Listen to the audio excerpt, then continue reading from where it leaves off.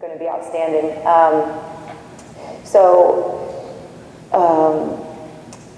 You know, with Ose, since this was only his third 10K, he again didn't give him a bunch of details. The one thing he said is like, I just want to know who you think is going to be up front with me. And like that would give him a sense of calm. It's like, so, I mean, I guessed that it would be a German, a Greek, and a Canadian. That's exactly what I thought would happen. Richard Weinberger from Canada had been having a really great year. Thomas Lurch is the all-time greatest open water swimmer ever.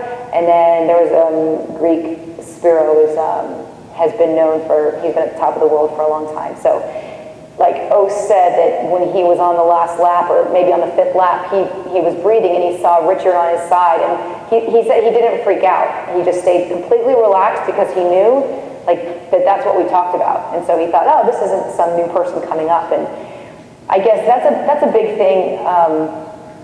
I don't think, just because you're the fastest 10K swimmer in the pool, or you know, you swim straight for 2 hours, or maybe you swim 10 1000s faster than anybody, I don't think that necessarily relates to being the best 10K swimmer in open water. In open water, you are balancing so many different things. You're managing stress. You have to have like a great periphery vision about what's going on around you, and not freak out when something happens.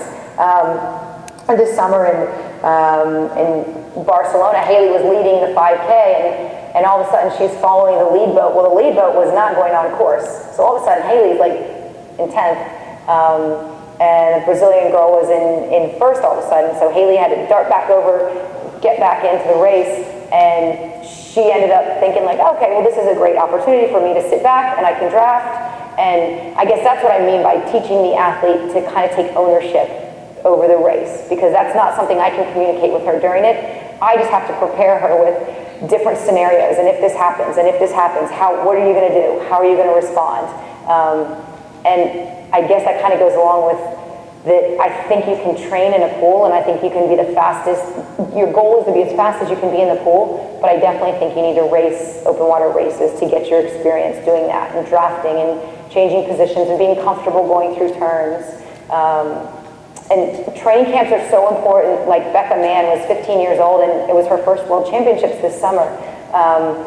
And she was like, I learned so much just from having our whole team practice. We set up a little mini course, and she just practiced going through turns and doing all these things. And having 8 people around you is very different than doing that with, at home by yourself maybe. So I'm just going to run through this, just pictures after the 10K. Ose and Haley, and then, I think my lessons learned over the years have been to remain flexible. A lot of times, you don't know what course, you don't know what's going to be available as far as pool time. So you may have a short course pool, you may have a long course pool, you may not have any pool, and you have to go to open water. And so I've really tried to let a plan, not be so focused on my one plan, but be okay with mixing things up, and your body is getting used to changes and throwing different things at the kids. And actually this summer in Spain, we thought we had great open water training time, and we were going to be in kayaks with the athletes out training, and then the Coast Guard came and yelled at us, and we were like, whoa. We just realized we had to kind of adjust our training time, do an hour in the pool, and then the last hour we went in open water and didn't set up a course, and that was okay. And it's like, that's where maybe my goal was to make sure everybody did 7,000, but I'm not going to break it down and think, well, since we did 4,000 in the pool, I need to get 3,000 done open water. I just think it's a little bit different. There's no walls, there's just a lot of things going on. So I think you just try to get the best that you can out of those opportunities to train in open water. Flexibility, it's like I've got to trust that the athletes are going to be flexible and go with it in the middle of a race. So I certainly feel like as a head coach, or working with these kids, I've got to teach them the same thing. And if something doesn't go as planned, well, I'm not going to freak out. You just kind of roll with it and say, expect the unexpected. I've had buoys blow away in the middle of a race. The feeding boat was actually in 2009 World Championships actually got moved off course. way off course. So all the coaches are yelling in 20 different languages to the boat driver who only speaks Italian, and it's just like, that stuff happens. And the kids have just got to be ready and not get mad about it, but again, manage that stress and just, okay, how am I going to take that and make it an advantage for me? And, you know, traveling, anything can happen. You're kind of at the mercy of the federation. I've had a bus break down and never make it to the pool and been stranded for 3 hours. And if I am so focused on a training plan and yardage, then like, that's just going to get me spiral, you know, and be upset. So I think that's why also sending kids to do races, especially at this level, is important, because they get a chance to see that not everything is going to go as planned. Things are going to change, and so when it does come down to some, you know, a world championship and something doesn't go right, or maybe everything does go right, and then it's just, you know, it's perfect. So that occasionally does happen.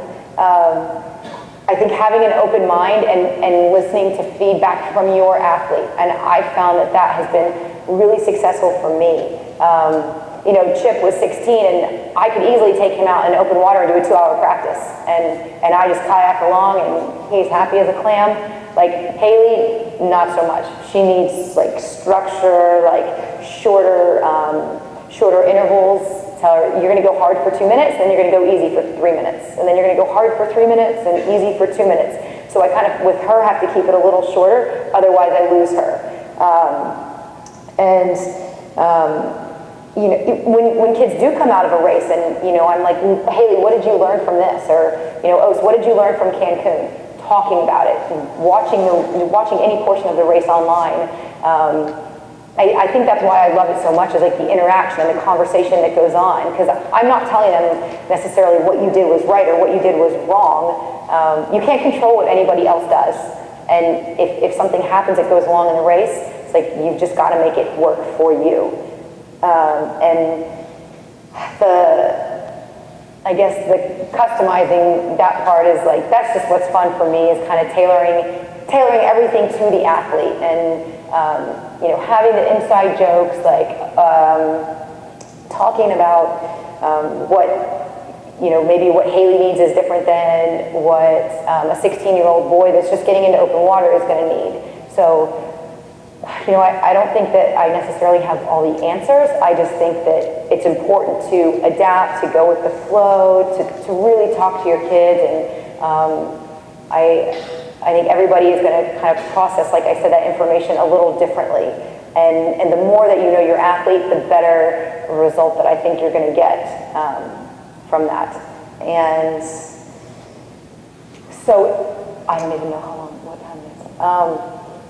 In closing, I think the key for the United States is like, we've got to keep athletes in the sport. The average age of the medalists in the last couple World Championships have been like 28 to 32. In Pan Am's in 2007, Brazil had 2 of their top females there. And the United States had Fran Crippen, Chip Peterson, Callan Keller, and Chloe Sutton. And not one of those athletes is still in the sport.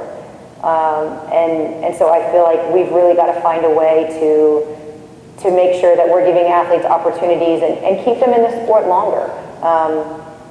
And you know, going into 2016, I think we're learning and we're dealing with the college system here in the U.S., and that's different than some other countries that can have a club program that only has open water, and that's all they focus on. So I think we're still kind of figuring that part out. And lastly, it's like safety has got to come first, and that's absolutely the most important thing. Water temperature has been a really big issue with FINA, and I think that we've got to continue to push for good water temperatures, minimal and maximum, but water quality is a really big issue too. And so I think we've just continued to stay focused on that. Then we send our athletes to good, clean races, and they'll get the experience that they need. So this last slide is just like, I don't know if anyone even wonders, like, I don't think that we do anything special, but some things that I do try to do within a practice in the pool, like a lot of shifting gears and speed play type stuff. I think that's really important. You never know when somebody's going to take off in the middle of a race. And again, you have to be aware of that and teach your athletes to know what's going on all around them.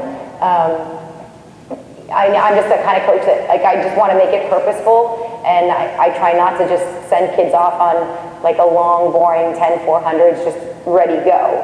And this is something I've learned a lot from Dave, is just, you know, everything is having relevance and being really meaningful. And so maybe like the last 100 is a really strong, steady kick, and the first 100 is, you know, maybe only breathing to your right side on the way down and only breathing to your left side on the way back.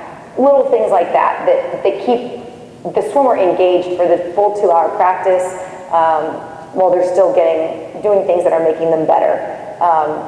I said, like, giving mental cues in practice and kind of putting them different scenarios in their head so they can think about that in a specific set.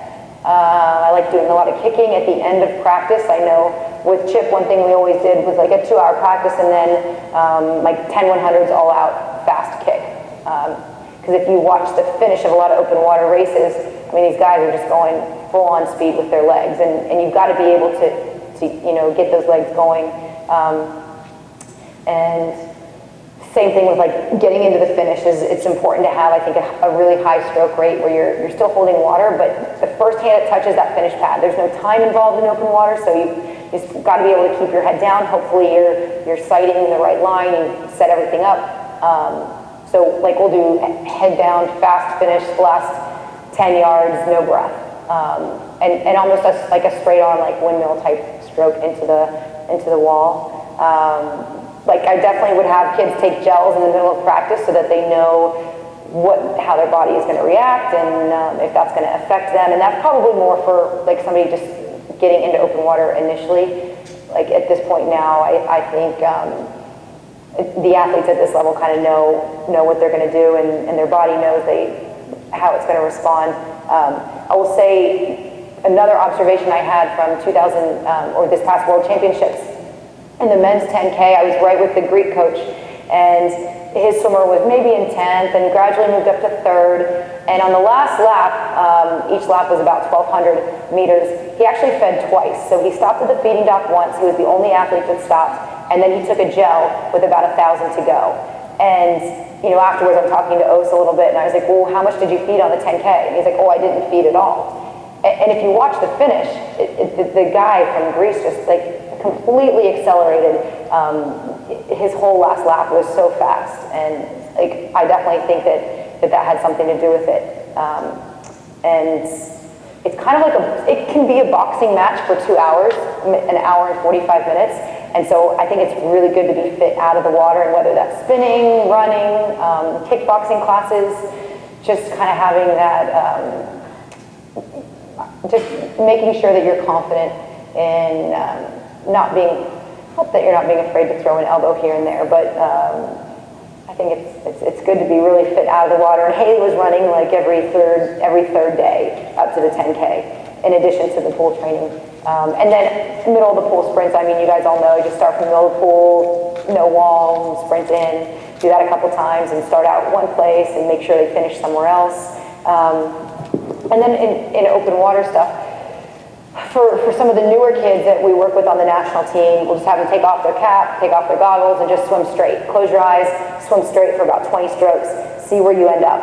And we did that this summer with Becca, and Becca was probably I think she was the only girl on the team that had never been on a world championship team before, and Jordan from Team Santa Monica. So the other 6 guys were all veterans, and they all like right on line, swimming straight. Like Becca ended up way over here, Jordan's way over here. So it just kind of gave them a sense of like, when they have their head down, they're swimming fast, like this is the side that you're going to tend to go to, or maybe you're more comfortable swimming one direction than another.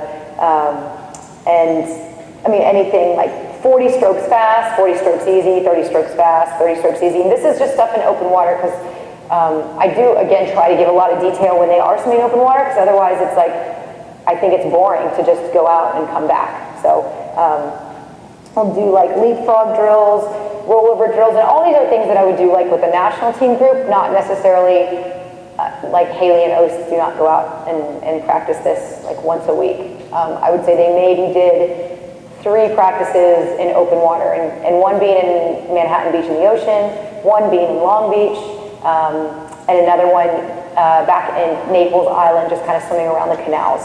So,